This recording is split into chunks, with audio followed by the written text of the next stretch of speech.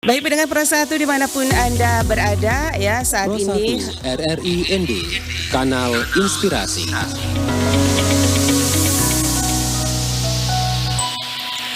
Ya, pendengar Pro 1 dimanapun Anda berada, saat ini kami sudah terhubung ya bersama Bapak Darius Bedadaton ya, Kepala Ombudsman RI Perwakilan NTT, yang mana topik wawancara kita pagi hari ini yang pertama adalah Ombudsman bahas standar pelayanan bersama Pemda Sika. Selamat pagi Pak Darius.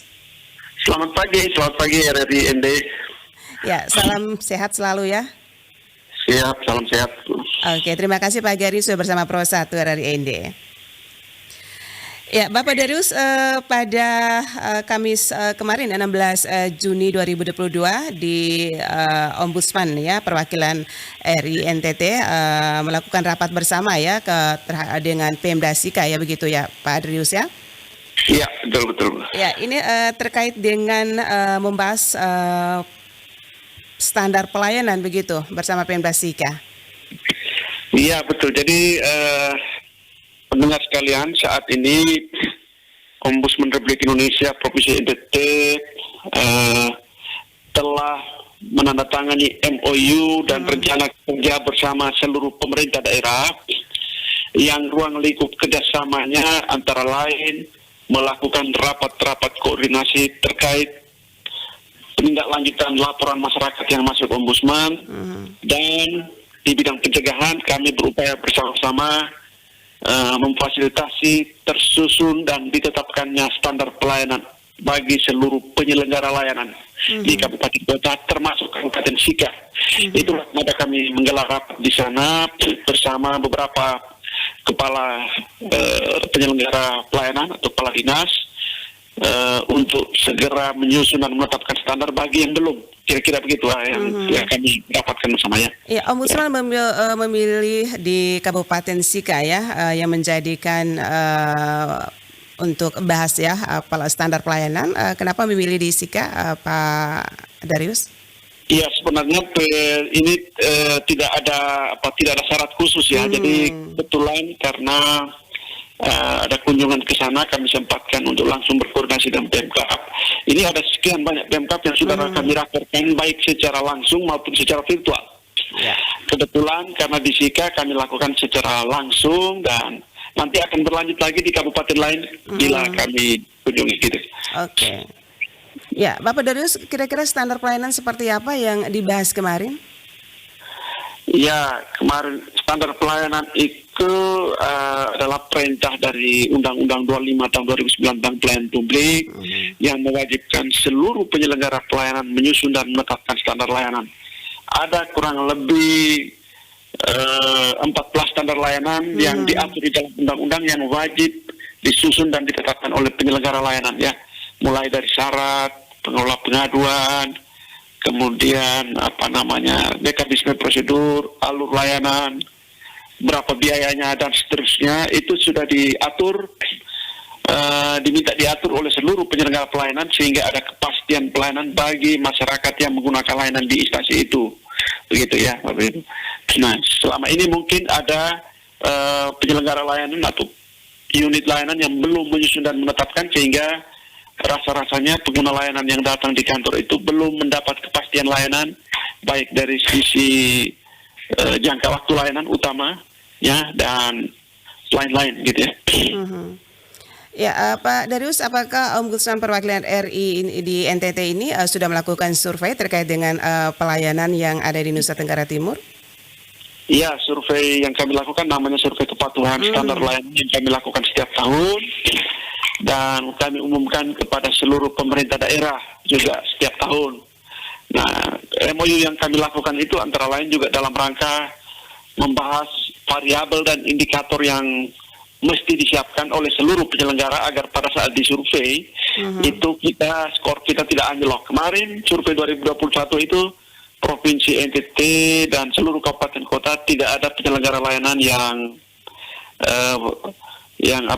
bukan penyelenggara layanan. Tidak ada kabupaten kota yang tingkat kepatuhan standar pelayanannya berada di tingkat kepatuhan tinggi atau zona hijau. Kita semua berada di tingkat kepatuhan sedang dan rendah atau kuning dan merah, sehingga kami gencar melakukan rapat-rapat koordinasi ini antara lain dalam rangka itu ya. Termasuk di Kabupaten Sika kemarin mereka masih berada di zona kepatuhan sedang atau kuning, sehingga kami berupaya untuk memacu mereka menuju ke tingkat kepatuhan tinggi. Kira-kira begitu. Ya. Ya, dan mungkin bisa dijelaskan apa yang maksud dengan zona kuning atau masih di bawah standar ini, Pak Darius? Iya, jadi zona-zona yang kami bikin antara lain ya zona merah, hijau, kuning itu hanya untuk menggambarkan tingkat kepatuhan pemerintah daerah terhadap standar pelayanan publik. Jadi rendah itu dia merah, kuning itu dia sedang, dan hijau itu tingkat kepatuhan tinggi. Dan survei ini kami lakukan semata-mata untuk memastikan bahwa seluruh penyelenggara layanan sudah menyusun dan menetapkan standar pelayanan dan melaksanakan dalam rangka memastikan kualitas pelayanan yang diterima oleh seluruh pengguna layanan di NTT, begitu kira-kira. Jadi bagi penyelenggara yang sudah menyusun dan menetapkan, itu mudah-mudahan kalau sudah dilaksanakan dengan baik, kami yakin seluruh masyarakat NTT akan dilayani dengan standar yang sudah ditentukan, sehingga memang akan pelayanan di daerah, di wilayah itu akan menjadi lebih bagus, lebih mudah, lebih murah, lebih cepat, dan seterusnya gitu ya. Ya. Oke, Pak Darius, selesai survei Ombudsman perwakilan RI NTT ini, kira-kira pelanggaran-pelanggaran dari instansi mana saja ya yang sangat tidak menggembirakan untuk pelayanan kepada masyarakat sendiri, Pak Darius? Ya, dari seluruh hasil survei, memang kita di seluruh penyelenggara layanan di NTT ini kita masih punya soal di pelayanan yang berbasis elektronik. Jadi pelayanan yang berbasis elektronik ya, pelayanan yang tanpa tatap muka gitu. Kita punya skor penilaian secara keseluruhan kita anjlok gara-gara kita punya pelayanan berbasis elektronik di NTT ini tidak terlalu dilakukan ya, tidak terlalu dikembangkan, sehingga kita semata-mata pelayanan kita manual saja. Nah, masyarakat harus datang di loket dan seterusnya. Itu yang membuat skor kita anjlok. Kemudian kemudian kita dari sisi waktu pelayanan, standar waktu pelayanan, kita juga masih banyak instansi yang belum menetapkan waktu layanan ini. Misalnya kalau kita ingin urus KTP, kita butuh berapa lama waktu mulai dari syarat lengkap sampai mengambil kembali KTP, atau mulai dari mengurus jenis layanan apapun, mulai dari syarat lengkap sampai mengambil kembali, itu kita tidak tahu berapa lama waktu yang diperlukan. Itu yang paling banyak terjadi di penyelenggara layanan kita di NTT ini ya, Bu ya. Iya, dan itu yang banyak keluhan nih oleh masyarakat di seluruh Nusa Tenggara Timur ya. Mereka banyak mengeluh, ini layanan ini sudah dari 1 bulan yang lalu, sekarang saya belum terima produknya. Jadi kalau di Ombudsman itu namanya menunda berlarut-larut suatu pelayanan. Itu paling banyak terjadi. Ya, Pak Darius, kalau di NTT sendiri ini urutan keberapa ini pelayanan yang paling anjlok ini? Urutannya di seluruh Indonesia. Kita kalau dari hasil survei kemarin, kalau untuk NTT itu yang paling anjlok ya, paling merahnya paling bawah itu adalah Kabupaten Sumba Tengah ya. Yang kuning di zona sedang tapi hampir menuju ke hijau atau agak lebih bagus itu adalah Kabupaten Belu. Kabupaten Belu, Rotendao, Ngada, dan seterusnya itu ya. Oke. Kalau Ende sendiri, Pak Darius, bagaimana? Termasuk zona apa? Ende berada di zona kuning juga, berada di zona sedang. Nanti kami upayakan, mudah-mudahan kami bisa rakor secepatnya dengan Pemkab Ende di bulan depan untuk memacu seluruh penyelenggara menyusun dan menetapkan standar agar pelayanan di Kabupaten Ende itu bisa berjalan sesuai dengan standar yang kita tetapkan. Gitu. Kira-kira standar ditetapkan seperti apa nih skornya ini? Biar dikatakan zona pelayanannya ya paling memuaskan untuk masyarakat. Ya, standar ini yang kami lihat, teman-teman lihat itu adalah dari 14 standar yang diatur undang-undang itu, apakah sudah ada di loket satu unit layanan, kira-kira begitu. Jadi nanti mulai dari persyaratan, waktu, kemudian alur, mekanisme, prosedur, sarana prasarananya akan dilihat semua. Jadi kalau mereka komplit, lengkap sesuai dengan perintah undang-undang, itu nanti skornya akan tinggi.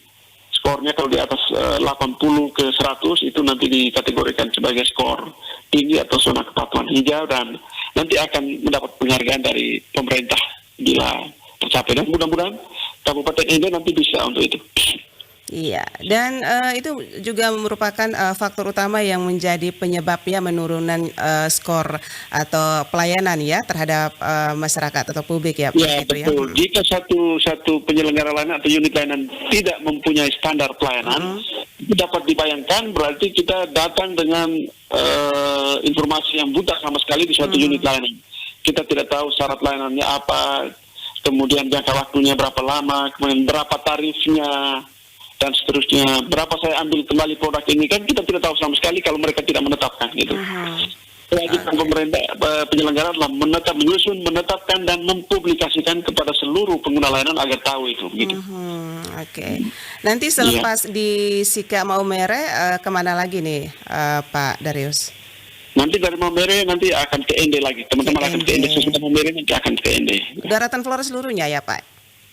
Ya, Flores tergantung anggaran. Nanti kalau ada anggaran. Oke, baik. Ya. Ini juga tergantung anggaran ya Pak ya. Tapi yang pasti tidak patah semangat ya, walaupun anggarannya menurun nih Pak ya. Ya, kalau yang tidak ada anggaran kita pakai virtual dengan pemerintah daerah, dan sudah kami lakukan secara Zoom dengan pemerintah daerah. Iya, baik. Ini terakhir Pak Darius, apa yang menjadi harapan ya Ombudsman terhadap pimpinan gubernur wali kota untuk meningkatkan standar pelayanan ini, Pak Darius? Iya, harapan kami begini ya, pelayanan publik administratif. Pelayanan publik ini ada administratif, ada jasa, ada barang. Pelayanan publik administratif ini memang sering luput dari perhatian pemerintah daerah, karena mereka lebih fokus ke pelayanan publik barang, ya, sektor barang jasa ya, aspal, ya, air minum, listrik, dan seterusnya. Tetapi mau kami katakan bahwa pelayanan publik ini adalah salah satu tugas utama pemerintah selain tugas pembangunan pemberdayaan. Karena itu kami mohon agar pemerintah daerah memperhatikan agar pelayanan publik di seluruh instansi pemerintah itu terstandar dengan baik sehingga pengguna layanan dapat dilayani dengan sebaik-baiknya. Katakanlah kalau orang datang di suatu kabupaten, misalnya di Spenduk, ya, PTSP, itu adalah etalasenya. Kalau pelayanan di situ bagus, orang mengatakan ini kabupaten ini bagus, kan begitu. Jadi jadikanlah loket-loket layanan itu sebagai etalase pelayanan publik yang baik di satu kabupaten kota. Kira-kira begitu. Oke. Ini kemarin melakukan bahas standar pelayanan bersama Pemda Sika nih, Pak Darius ya. Ini menurut Ombudsman tentunya langsung pantau ya di Kabupaten Sika sendiri, kira-kira ini pelayanan yang paling tidak memuaskan di Sika ini apa? Di Kabupaten Sika kemarin kami belum sempat monitor ya, di data laporan pengaduan yang masuk juga Kabupaten Sika ini tidak terlalu banyak dilaporkan. Tidak terlalu banyak dilaporkan, tapi kami berharap seluruh instansi penyelenggara pelayanan itu menyusun dan menetapkan standar. Jika sudah menetapkan standar, saya yakin komplain akan menurun karena mereka sudah dilayani sesuai standar yang sudah ditetapkan bersama. Begitu kira-kira. Iya, baik. Terima kasih Pak Darius atas waktunya pagi hari ini bersama Pro 1 RRI Ende. Selamat pagi, selamat beraktivitas, salam sehat. Terima kasih, salam sehat untuk semua.